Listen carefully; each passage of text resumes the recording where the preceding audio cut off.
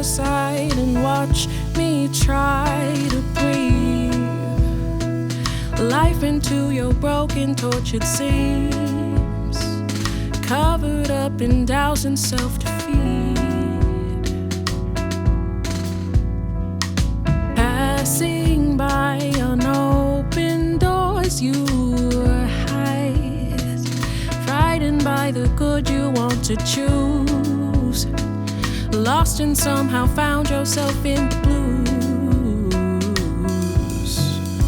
Hard time. Hello, my name is Brittany Frompovich, and I am joined by Jordyn Davis from New York City. Hi, Jordyn. How are you?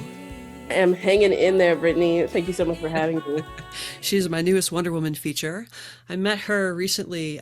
She was on one of my panels at the Low B conference, and she also had a panel of her own, like a workshop. And she is a bassist, music director, composer, singer-songwriter. She has got a ton of hats. Very versatile, very exciting. She's currently doing some stuff on Broadway right now. So, Jordyn, I'm going to kick it off with a question I ask a lot of people. Do you mind telling our listeners about yourself? You know, give them the overview to Jordyn. Absolutely. Yeah, Jordyn is what I'm learning in the world that we live in. Is I'm seeing myself more and more as an enigma every day. I don't fit into a box. I have no desire to be put into a box, and I don't identify with boxes at all. As a creative and as a human being, my creativity is influenced by my humanity, and a lot of my life experiences have influenced my creative decisions and the things that I like to do and become involved in terms of, performance and composition, arranging and directing, like all of these different things. Like I get asked all the time, like, what's the thing that you do? And I'm like, well, I like to do a little bit of everything. I like to do it all. I'm not really confined by just one role or one type of thing in music. Jordyn's also a proud Pisces. So I don't know if you know like much about astrology, but it's the sign of the Pisces is the last in the zodiac, and it's two fish swimming in opposite directions and constantly going back and forth trying to make the decisions. And I think that has a huge influence on my, my versatility and my desire to kind of have my hands in a little bit of everything. We're both fish girls. Yes. That's awesome. Okay. So the self-discovery and the versatility. Gotcha. Where are you originally from? I'm originally from Detroit, Michigan. Okay. What got you out to New York City? I think there's a story there. Yeah, I finished my master's in jazz studies May of 2021. And in March of 2021, I was selected to participate in this kind of like virtual residency program with my mentor, Dee Dee Bridgewater. It was kind of a brand new program. It was the second year they had done it. So it's like very much so still in its development stages. And, we're doing it on Zoom. So through that opportunity, I had the great pleasure to be a part of this cohort of fantastic female identifying folks in jazz on all different instruments and in different parts and sectors and subgenres of jazz. And we all spent 2 weeks together on Zoom, learning about how to take care of ourselves as artists and how to work in the industry as women and female identifying folks, because there are like a lot of things that we don't have community around and getting to talk around because the market is so saturated with like masculine identifying folks. So it was really a great opportunity to like be like, oh yeah, I guess I do experience this as a woman in the space, or I guess I do need to figure out like how can I take care of myself on the road, and like finding all these community. And in that residency, there is like 12 of us, 10 of us lived in New York City already. And I lived in Michigan. I lived the furthest away from New York City. And then some other folks were living in DC. And I was like, okay, well, like now all of my best friends live in New York. I'm graduating. What am I going to do? And it just kind of like throughout the process of that 2-week workshop, like, I was like, I think I need to move to New York. Like, I really think that, like, because community is so important to me. I was like, I really just like want to go make music with these women and do my thing and just be free in New York. And like, I think it was maybe like the top of the second week. You know, I'm like sitting in one of the panels, listening to one of our guests speaking, and Dee Dee's like, Jordyn, like, what are you thinking about? Because your mind, like, I can just see like the wheels are turning. I was like, Dee Dee, I think I'm gonna move to New York. And she's like, I think that's a good idea. Like, I think that, you know, if you are feeling the calling to go, you should go. And ironically enough, you know, I spent my childhood kind of training to be a performer on Broadway. Like, I spent from like age 6 to 14 doing competitive dancing. And like, I actually danced at Radio City when I was 12, as a part of a dance conference. And like, I was like, you know, being a musician and also having this like performer background, it didn't really make sense to kind of go anywhere else but here. And, you know, a year and some change later, I'd say it was the right choice. Just mentioned Broadway, and I believe you're a music director right now, correct? Yeah, I'm working as an assistant to the music director on the new musical New York, New York, which has been absolutely mind-blowing and so much fun. Nice. So tell me about college, because I recall you have some interesting achievements there, first off. So you mind sharing? Yeah. So, you know, college was a really long journey. You know, usually you go to college for like 4 years and then you get out of there. I'm a huge nerd and I love learning. So I, you know, tried to stay as long as I could, and really to the point where I was like, okay, it's time for you to get out of here. You need a change of pace. Because actually, like, I started at Michigan State in 2013, and I was going to school for environmental engineering and wasn't studying music at all. I took my first songwriting class ever, my freshman year there, as kind of a way to like break up, you know, some time between calculus and chemistry. And it was a huge payoff because that songwriting class kind of changed my life. And everybody's like, yo, these are the first songs you've ever written? And I'm like, yeah. And they're like, and are you in the College of Music? And I'm like, no, like I'm in the College of Engineering, you know. And they're like, why? Like, what are you doing? I was like, well, you know, like I'm super into math and science, and it really means a lot to me to have that, you know, kind of explored in my education, and being at like a R1 research institution too. Like, there's just like endless opportunities to just like dig deeper and deeper and deeper. And I'm a natural researcher, so it's just like, I'm really interested in both of these things. So it's like a pattern of my life, you know, just choosing, but trying to choose between my varied interests. And it really wasn't until my fourth year of college that I started music school. And it was only the semester before that I met my mentor, Rodney Whitaker, through a composer that I was studying with. And when I met Rodney, he was like, oh, you know, like, tell me what you're into. And I was like, yeah, I'm a composer. Like, I want to do some film scoring. And like, I'm a really behind the scenes person. Like, I like operational and logistical things and ideas. And I was like, I also play bass, but I've never had any bass lessons. And, you know, I love playing the bass, but like, the classical part of it is really, really hard. And, you know, I'm also a full-time engineering student, so there's only so many hours in the day. And he was like, so do you have any interest in studying jazz? And I was like, no, I couldn't even name a jazz musician at that point in time. And he was like, okay, cool. So you're going to start taking lessons with my TA next week. And we're going to have you audition for the jazz studies program, because based on everything you're telling me, you need to just trust me. And I was like, okay. And also in that same conversation, I was like, when is your birthday? He was like, February 22nd. And I was like, that's also my birthday. So I'm going to trust you. I'm going to take this leap of faith and I'm going to explore this thing that I have no idea anything about. You're telling me I need to do it. I'm going to do it. Studying jazz was way harder than going to engineering school and taking calculus and all of those things. I'll say it. But the payoff has been truly rewarding in every aspect of my life. Like, it's overflowed in so many parts of my life and has only added value to my individuality and my humanity and my artistry. So I'm so incredibly thankful for the time that I got to spend at Michigan State, even if it was, 8 years and, in several different colleges, because I also studied geology before I even changed to music. I went in engineering, geology, and then music. That is a roundabout road. It's nice to hear because I'm one of those people who did the roundabout road too. So I was journalism and audio recording. Amazing. And, I think I ended up on bass the second year. So it was bass and audio recording after that. So that is pretty cool.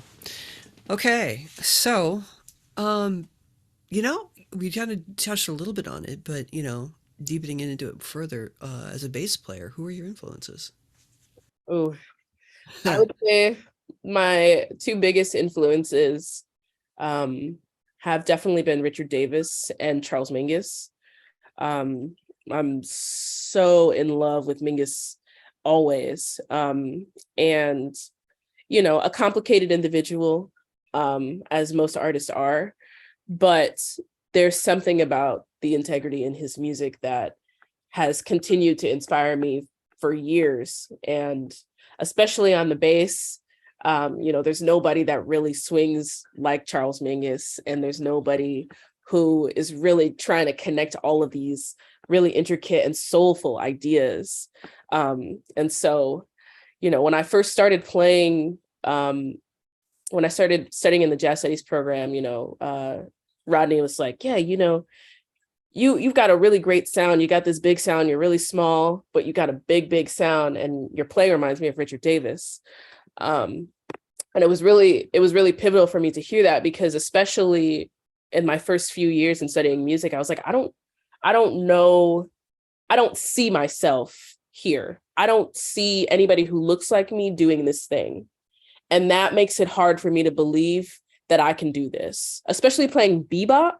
I was like, I don't know how I'm supposed to be able to conceptualize that somebody who is my height, weight, hand size, body type, is going to be able to play this thing on this enormous instrument, because everybody you look at it is like 7 feet tall, big man, big hands. And I'm like, I don't know how I'm supposed to be able to do that. And being able to pick out somebody like Richard Davis, who doesn't necessarily have the same exact body type as me, but somebody that I was able to identify with as a creative. And I really love how expressive of a player he is, and how he was doing a lot of orchestral work and working in a lot of different musical communities as well. So having people to look up to and identify with definitely made the difference in how I identified on the bass, and what I felt like I could do and what I believed that I could do on the bass.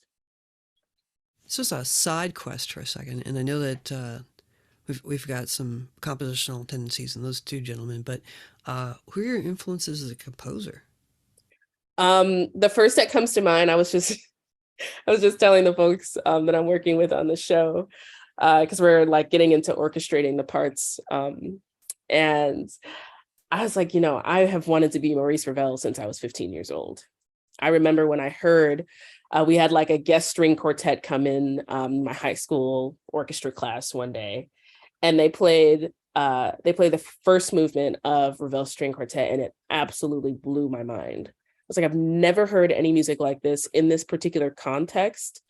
And from that moment on, I have not stopped being obsessed with him, and actually had this really crazy kind of divine timing, ironic type of thing where a few years ago I was studying composition in Paris with the students, the last students of Nadia Boulanger, and where we were studying at is the school Schule Cantorum somewhere in Paris, and there's a very specific concert hall that all the performances and stuff happened in. And, this conservatory has been around for 400 years or something like that.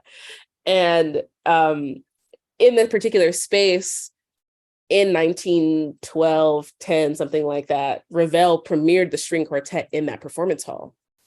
And I found out the day that I had a string quartet reading in the same hall, that was the hall that he had, and I just cried. And I was like, oh my God, this is so cool. So definitely Maurice Ravel.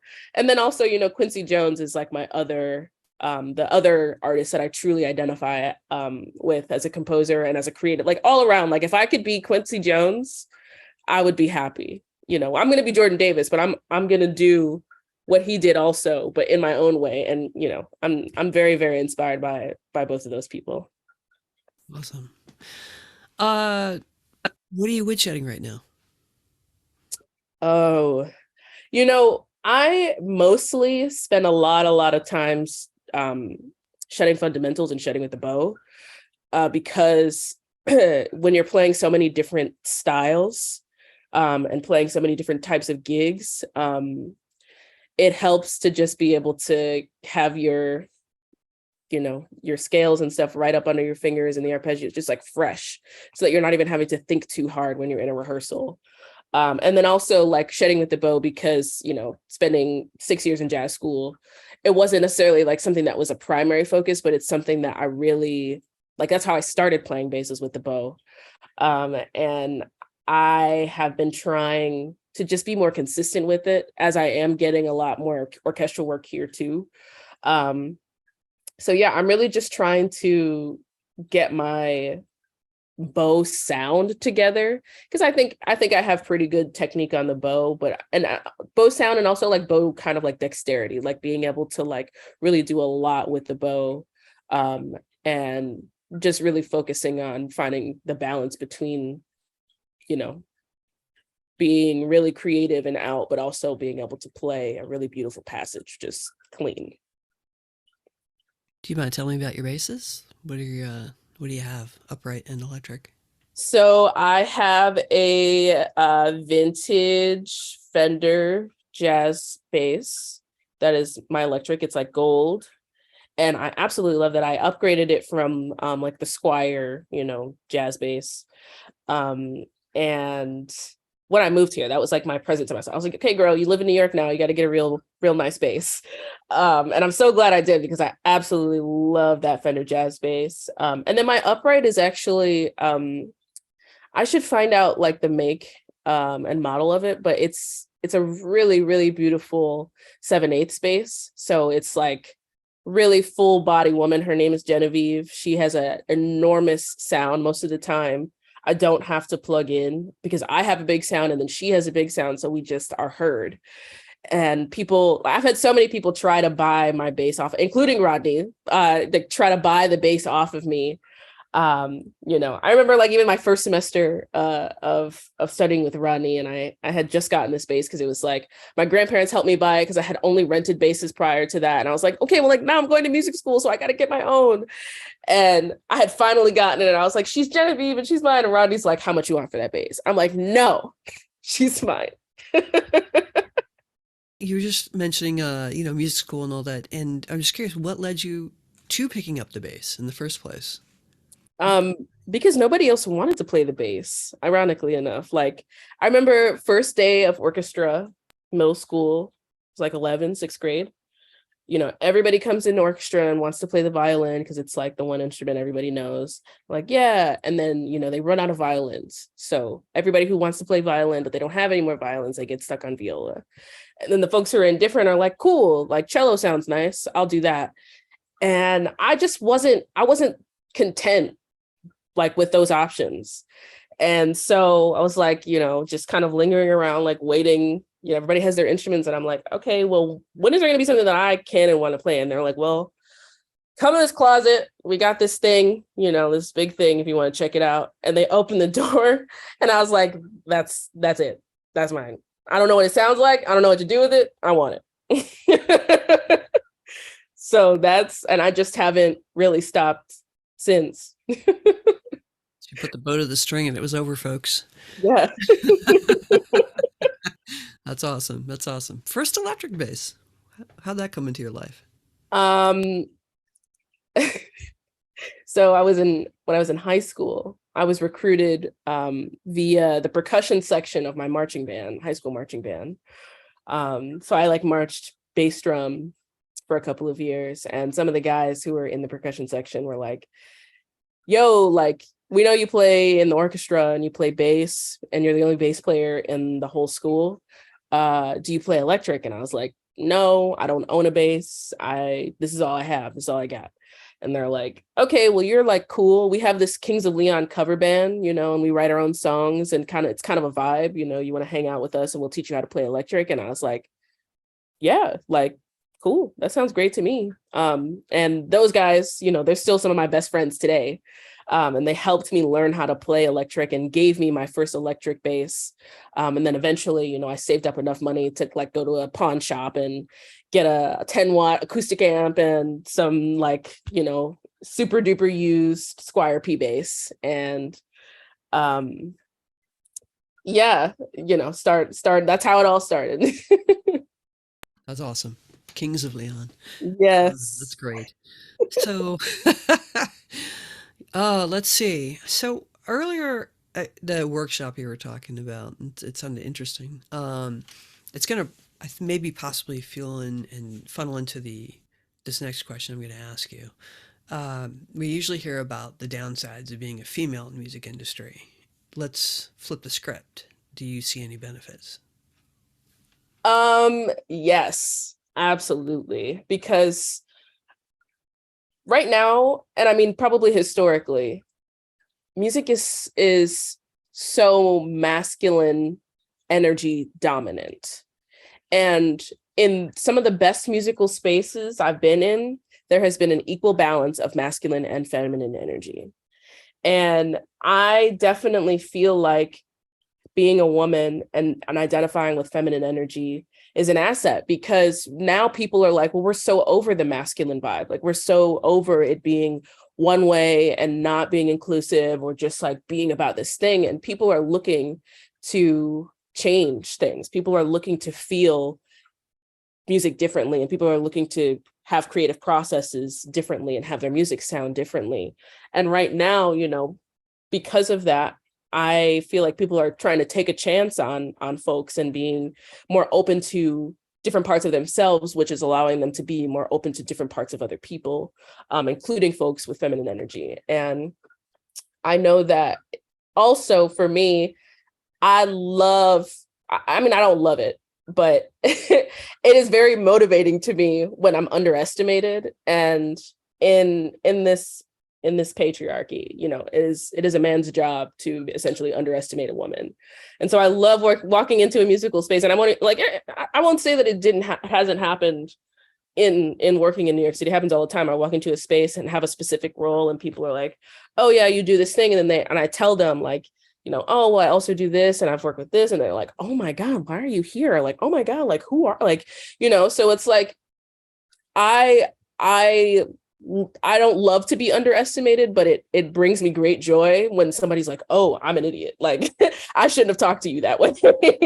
But also, again, like being able to not have to feel like you have to tap into an energy or a part of yourself that isn't most natural in the masculine to make music and to be included in a musical space. And I can really just, a lot of the folks that I'm working with now, like I'm really just tapped into my feminine energy and being expressive of that through the bass and holding the band together and communicating and creating, you know, culture and community on bandstand and just in the environments we're working in. So I think there's huge advantages to it, because men can't do that. People who don't identify with their feminine energy cannot do those things. So. Gotcha.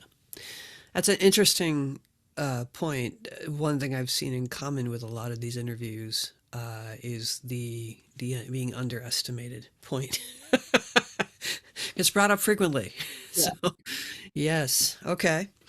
Dream band or artist to collaborate with? Oh.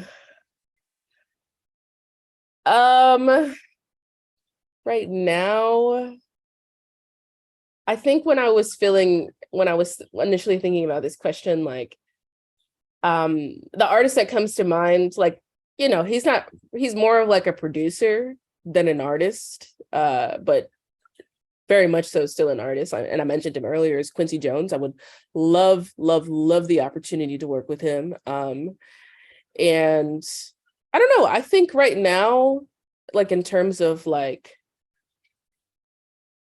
dream band or anything like that, I don't know. I feel like I'm living in a dream in the people that I'm getting to play with now. So it's like, I feel like, you know, anything else that comes now is just going to be added amazingness. Okay, I'll throw one at you just off the cuff. Dream film placement. Dream film placement, as in like, Like if you get a film placement or a TV placement, what would be your dream placement? oh, Yeah. dream placement, runway of RuPaul's Drag Race. Awesome. Definitely. Okay. Okay. Okay. But also like for TV, absolutely. If RuPaul had queens lip sync for their lives to one of my songs, I would die. Absolutely. But also like, you know, I have huge aspirations in film scoring. Like I want to be one of the first Black women to win an Academy Award for Best Original Score. So when you say like dream film placement, I'm like any film that's going to get me an Oscar. Oh, fair enough. I just figured I'd do a spin on the dream artist, but you're also a film composer. I felt like, wow, that's like kind of narrow. Like I'm usually asked that to bass players, but maybe not necessarily people who are in film too. So I Yeah. wanted to spin it and just see if we could get another angle on that too. All right. This is good. This is good. What would you want to change about the music industry? um, I definitely would like to change the imbalance of masculine and feminine energy, as I was kind of talking about earlier. Not to like harp on, you know, the Broadway show, but like what one of the things that I've enjoyed the most about being in an environment like this is that gender wise, it's balanced, energetically, it's balanced, and every like they've created such inclusive space and community that it's like everybody feels empowered no matter what, and there's not just one person that's leading the way. There's a team of leaders that everybody is trusting, and there's a team of folks who are making sure that everybody's okay. And you know, it's balanced across the board: age, race, gender. Like I think if we just strive for more balance and inclusion in music across the board, we have so much more to gain. Because also a lot of insecurity for musicians, like, or just like a lot of insecurity for folks in the music industry just comes from feeling like you don't fit into what they're trying to ask you to be. And all anybody should be asking you to be in a creative space is yourself. So I definitely think that having more balanced leadership, having more balanced creative teams, and having it just be generally more inclusive, you know, not only do the people have enormous things to gain, but so does the art.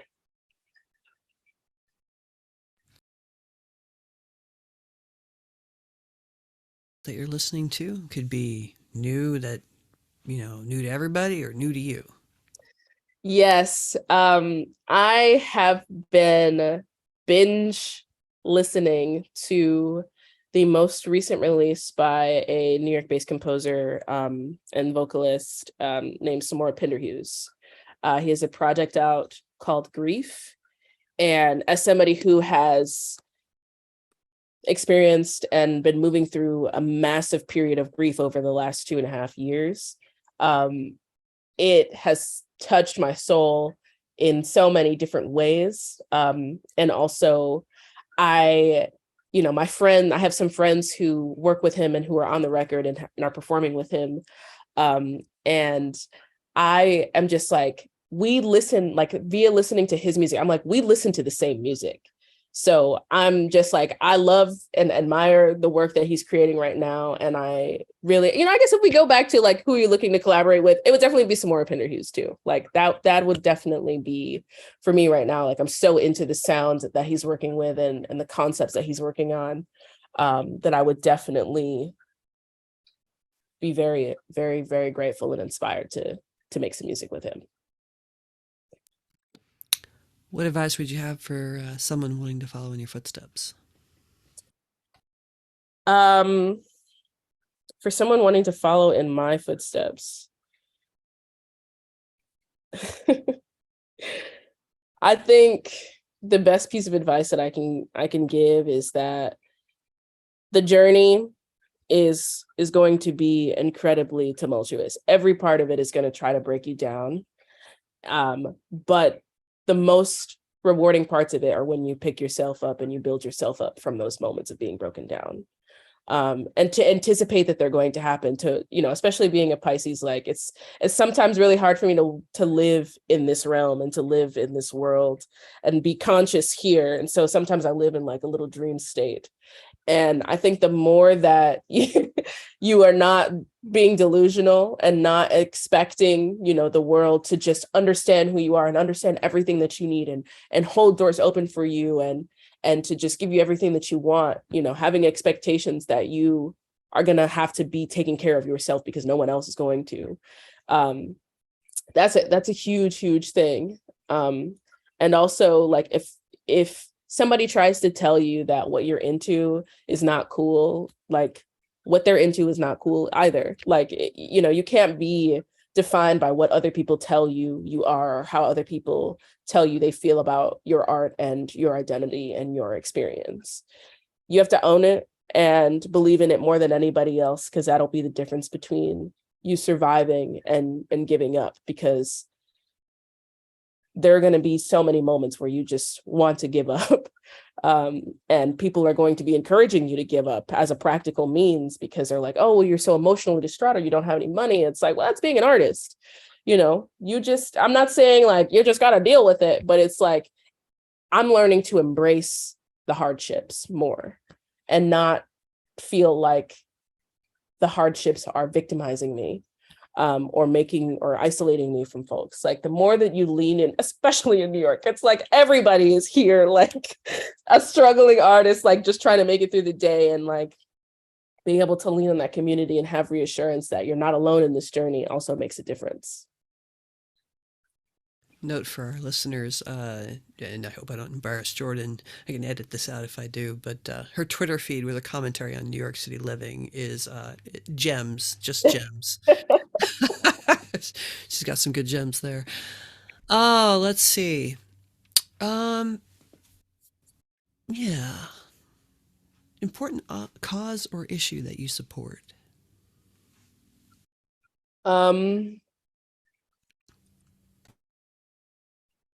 I feel like there's so many.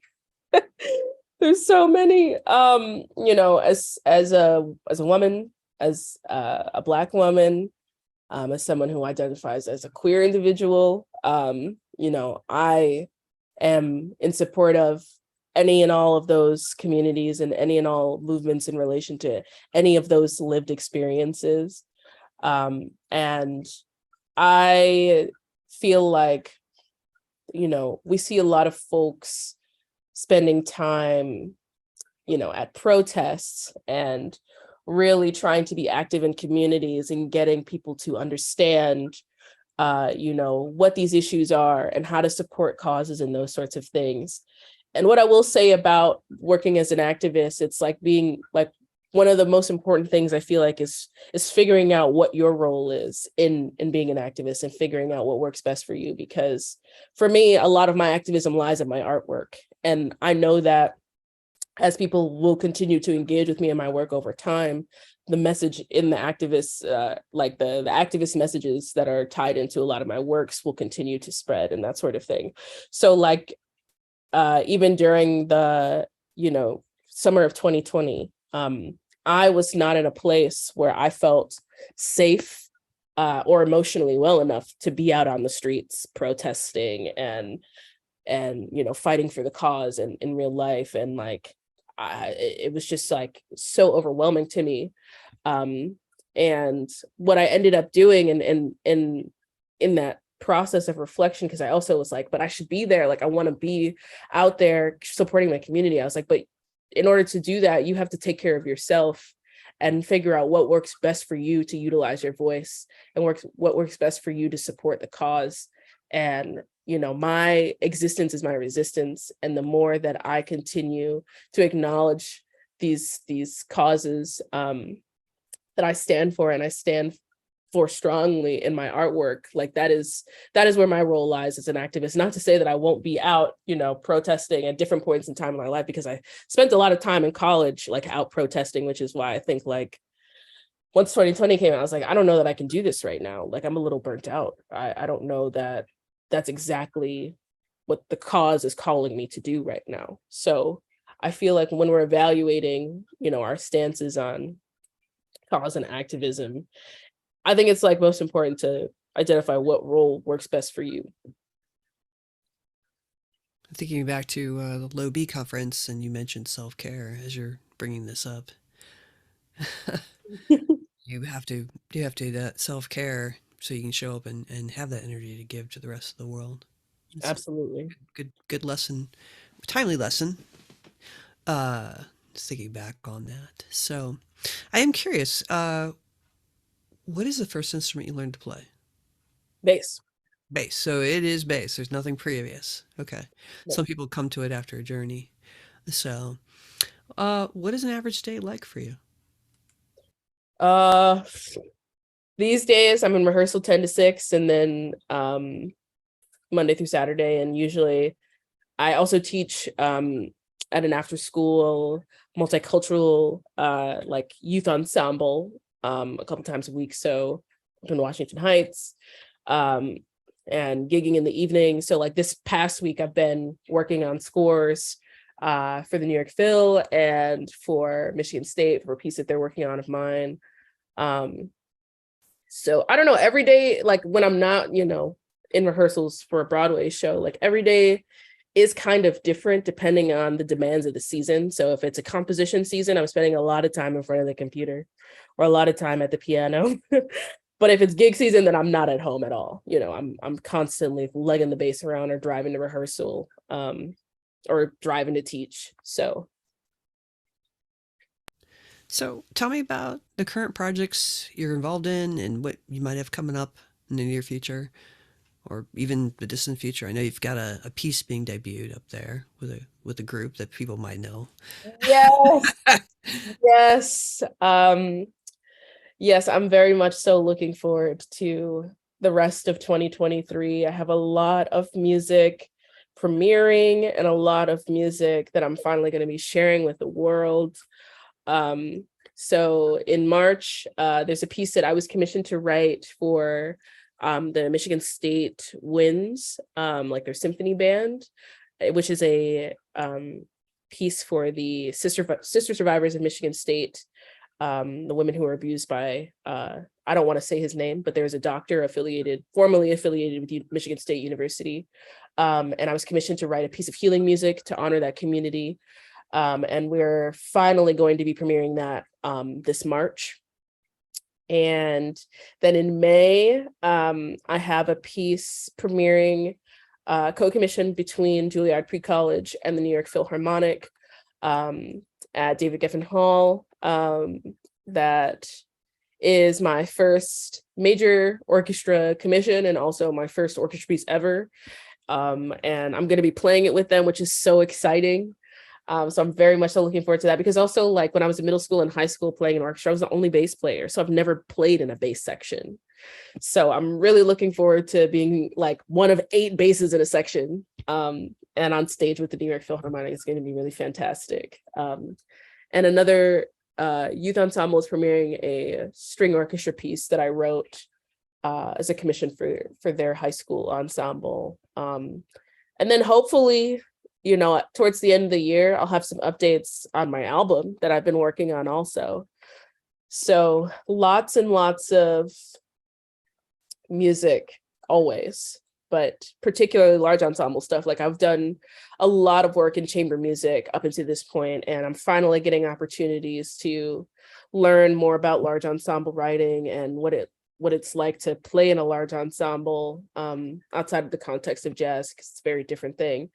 But it's so exciting, and I'm very excited just to hear all of this music for the first time, especially coming out of, being at home for the last couple of years. And the wind ensemble piece that I wrote like in a daze, like at the top of COVID. So it is, I'm really excited to hear how that comes to life.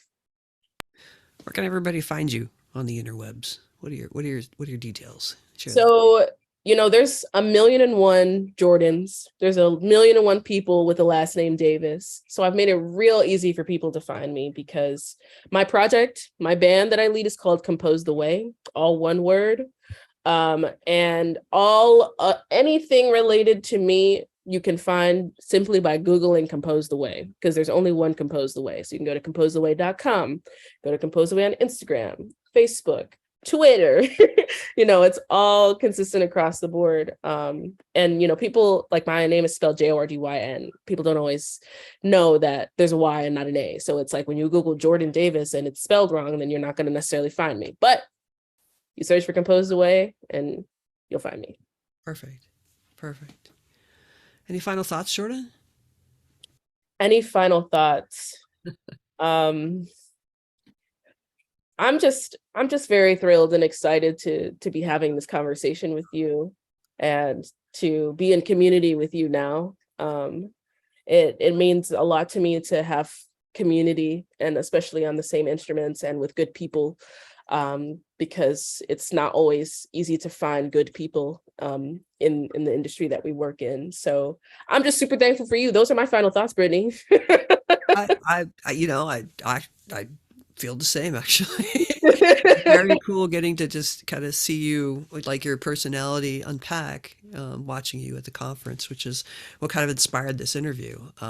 So very cool stuff. Keep it up. I am watching eagerly to see how the rest of the year goes for you and watch your career unfolding. So thank you for making the time for the interview. Absolutely. If we time this right, I think it'll be out for your birthday. So if you're watching the interview, maybe head over to her Facebook or wherever you can find her on socials and just wish her a happy birthday, guys. Yes, please. All right, Jordyn, thank you so much. And look forward to talking to you soon. Yes, thanks so much. Yeah. Hard times cannot define you, really. You're broken in mind, and please next time